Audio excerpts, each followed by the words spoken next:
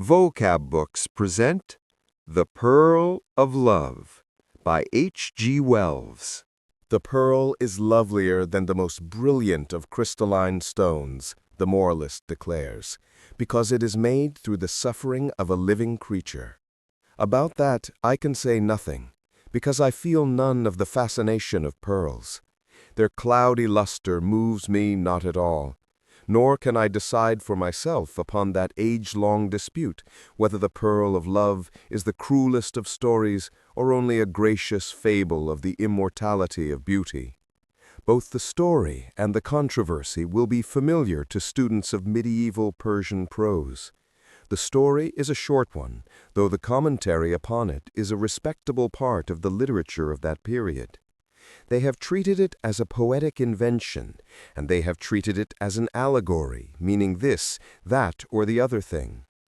Theologians have had their copious way with it, dealing with it particularly as concerning the restoration of the body after death, and it has been greatly used as a parable by those who write about aesthetics. And many have held it to be the statement of a fact, simply and baldly true. The story is laid in North India, which is the most fruitful soil for sublime love stories of all the lands in the world. It was in a country of sunshine and lakes and rich forests and hills and fertile valleys, and far away the great mountains hung in the sky, peaks, crests, ridges of inaccessible and eternal snow.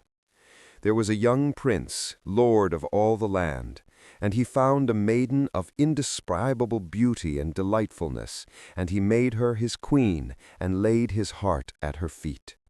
Love was theirs, full of joys and sweetness, full of hope, exquisite, brave, and marvelous love, beyond anything you have ever dreamt of love. It was theirs for a year and part of a year, and then, suddenly, because of some venomous sting that came to her in a thicket, she died. She died, and for a while the prince was utterly prostrated. He was silent and motionless with grief. They feared he might kill himself, and he had neither sons nor brothers to succeed him. For 2 days and nights he lay upon his face, fasting, across the foot of the couch which bore her calm and lovely body. Then he arose and ate, and went about very quietly like one who has taken a great resolution. He caused her body to be put in a coffin of lead mixed with silver, and for that he had an outer coffin made of the most precious and scented woods wrought with gold. And about that there was to be a sarcophagus of alabaster, inlaid with precious stones. And while these things were being done, he spent his time for the most part by the pools, and in the garden houses and pavilions and groves, and in those chambers in the palace where they two had been most together, brooding upon her loveliness. He did not rend his garments, nor defile himself with ashes and sackcloth, as the custom was, for his love was too great for such extravagances. At last he came forth again among his counselors and before the people, and told them what he had a mind to do. He said he could never more touch woman, he could never more think of them, and so he would find a seemly youth to adopt for his heir, and train him to his task, and that he would do his princely duties as became him, but that for the rest of it he would give himself with all his power and all his strength and all his wealth, all that he could command, to make a monument worthy of his incomparable, dear, lost mistress. A building it should be of perfect grace and beauty, more marvelous than any other building had ever been or could ever be, so that to the end of time it should be a wonder, and men would treasure it, and speak of it, and desire to see it, and come from all lands of the earth to visit and recall the name and memory of his queen. And this building, he said, was to be called the Pearl of Love. And this his counselors and people permitted him to do, and so he did. Year followed year, and all the years he devoted himself to building and adorning the Pearl of Love. A great foundation was hewn out of the living rock in a place whence one seemed to be looking at the snowy wilderness of the great mountains across the valley of the world. Villages and hills there were, a winding river, and very far away 3 great cities. Here they put the sarcophagus of alabaster beneath a pavilion of cunning workmanship, and about it there were set pillars of strange and lovely stone, and wrought and fretted walls, and a great casket of masonry bearing a dome and pinnacles and cupolas as exquisite as a jewel. At first, the design of Pearl of Love was less bold and subtle than it became later. At first it was smaller and more wrought and encrusted. There were many pierced screens and delicate clusters of rosy-hued pillars, and the sarcophagus lay like a child that sleeps among flowers. The first dome was covered with green tiles, framed and held together by silver. But this was taken away again because it seemed close, because it did not soar grandly enough for the broadening imagination of the prince. For by this time he was no longer the graceful youth who had loved the girl queen. He was now a man, grave and intent, wholly set upon the building of the Pearl of Love.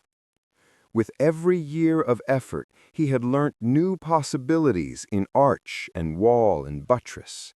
He had acquired greater power over the material he had to use, and he had learnt of 100 stones and hues and effects that he could never have thought of in the beginning. His sense of color had grown finer and colder.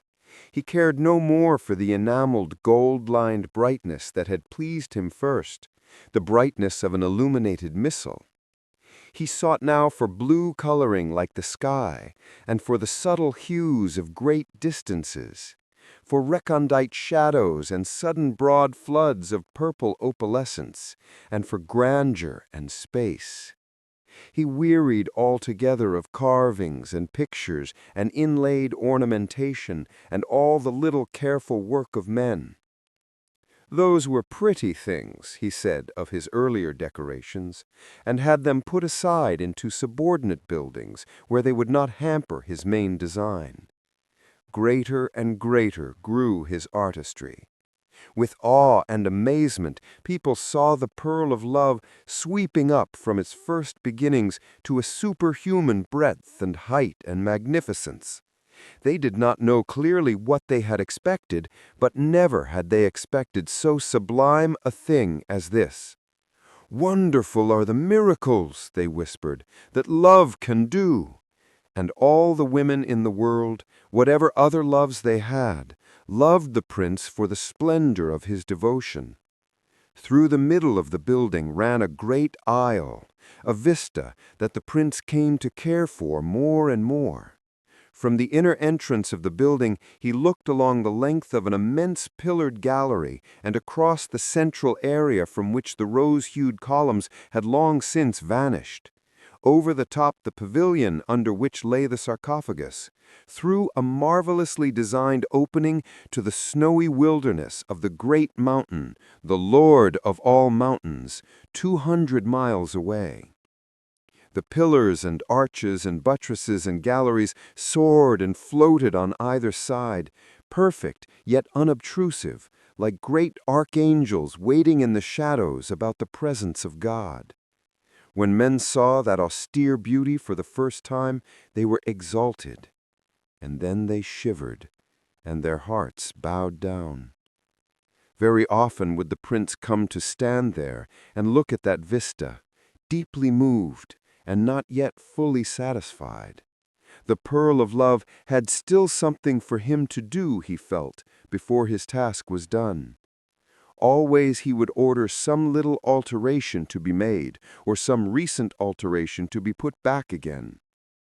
And one day he said that the sarcophagus would be clearer and simpler without the pavilion. And after regarding it very steadfastly for a long time, he had the pavilion dismantled and removed. The next day he came and said nothing, and the next day, and the next. Then for 2 days he stayed away altogether, Then he returned, bringing with him an architect and 2 master craftsmen and a small retinue. All looked, standing together silently in a little group amidst the serene vastness of their achievement. No trace of toil remained in its perfection. It was as if God of nature's beauty had taken over their offspring to himself. Only one thing there was to mar the absolute harmony. There was a certain disproportion about the sarcophagus. It had never been enlarged, and indeed, how could it have been enlarged since the early days? It challenged the eye. It nicked the streaming lines. In that sarcophagus was the casket of lead and silver, and in the casket of lead and silver was the queen, the dear immortal cause of all this beauty. But now that sarcophagus seemed no more than a little dark oblong thing that lay incongruously in the great vista of the pearl of love. It was as if someone had dropped a small valise upon the crystal sea of heaven. Long the prince mused, but no one knew the thoughts that passed through his mind. At last he spoke. He pointed. "Take that thing away," he said.